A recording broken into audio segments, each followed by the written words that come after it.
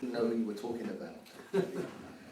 But actually, I've been asked really to talk about those who support the Torah way. I wasn't in any way under the impression I'm a kind of a guest speaker. I wasn't aware of this. But I want to, first of all, say it's wonderful to come along every morning and to hear. If you put on the phone, you just need to ring in. You can always have a shir ready for you.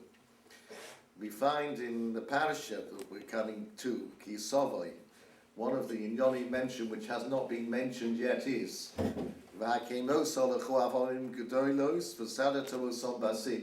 Yisrael were to go into Eretz Yisrael, when they crossed over the Yarden, they were obliged to set up stones, and they had to write on the stones the words of Torah.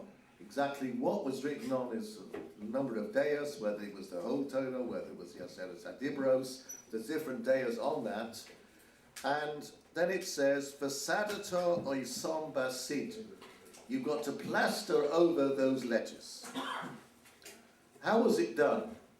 There's two deos in the Gemara. There's Reb Shimon and Reb Yehuda.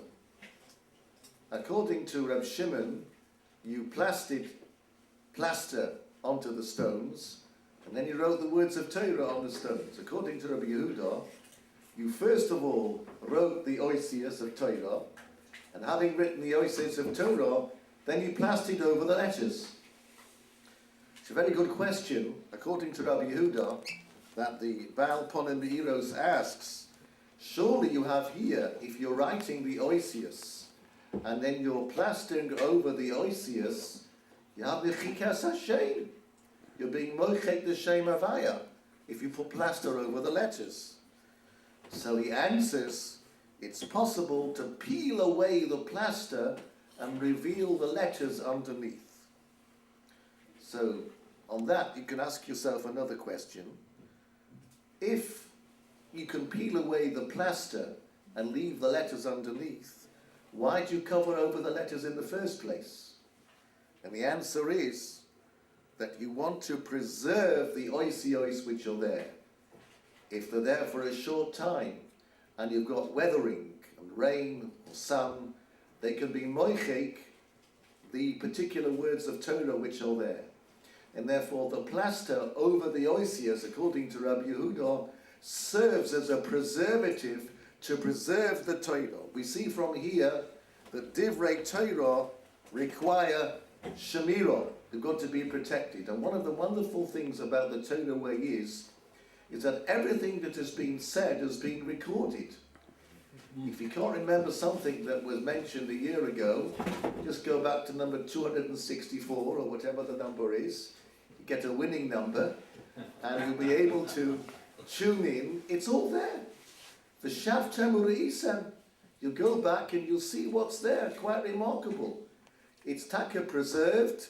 It's using modern technology for a great to'eles to preserve the words of Torah for all time, in the same way that those oisios that were plastered with sid were to be there for always. What goes on in the Torah way? Well, there's many different kinds of shiurim. You've got shiurim on the sidra, you've got shiurim on halacha, you've got shiurim on hashkafa, you've got shiurim on tanakh, you've got shurim on tefillah. You've got a whole choice, and that choice is getting greater every day. Malin Bakodesh. And you're able to keep it together with you. As a matter of fact, some say that these wonderful stones, which had upon them the words of Torah, were at the gateway to Eretz Yisrael. You passed over the Yarden. It was a gateway. It was a Rav Pelkovitz who taka learns that these stones with the words of Torah upon them served like a very large mezuzah. When you go into a room, you have a mezuzah. You remember Yichud HaKadosh Baruch Hu. When you go through the stones, past the stones, it reminds you you've got to keep Torah here in Eretz Yisrael. It serves as a wonderful reminder. You know, if you want to, you're listening to a shiur and you didn't quite catch what was going on, you go backwards. And what number do you press? 4? 3? You press a number, you can go back. You know, when it says you write the words of Torah, ba'er heitev, you write well. So Rashi says b'shivim loshen. Some say it means the shivim loshen lashonos of the Umas Ha'olam, and some say shiva ponim la Torah.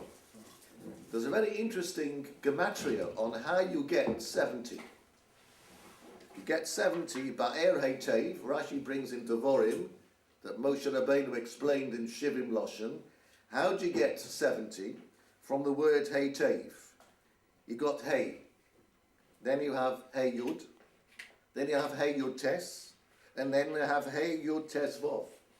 First of all, in other words, you add up what you had before. Hey yud tes base, yes. So you have 5, and then you have 15, and then you have 24, and then you have 26, and altogether that makes 70.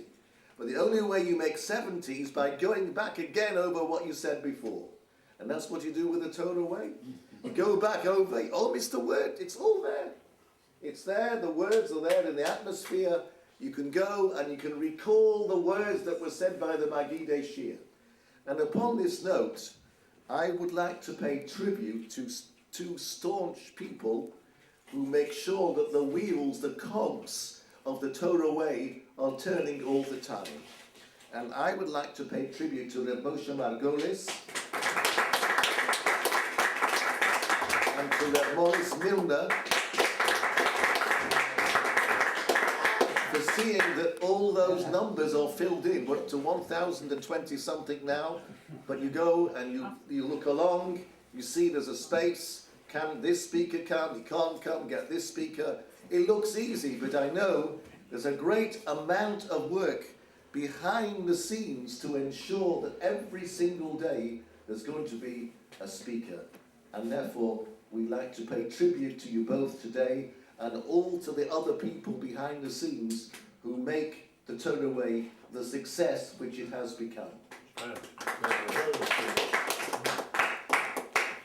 I'd like to conclude by giving a bracha to the whole institution of Start the Day the Torah Way. Once you start the day the Torah Way, you can take the learning together with you throughout the day. I'd like to give Yisher Koach to all the Magidei Shir as well. And may they go mechayil el choyil, and may everyone be zoichet to a kasiva v'chasima toivo. Amen.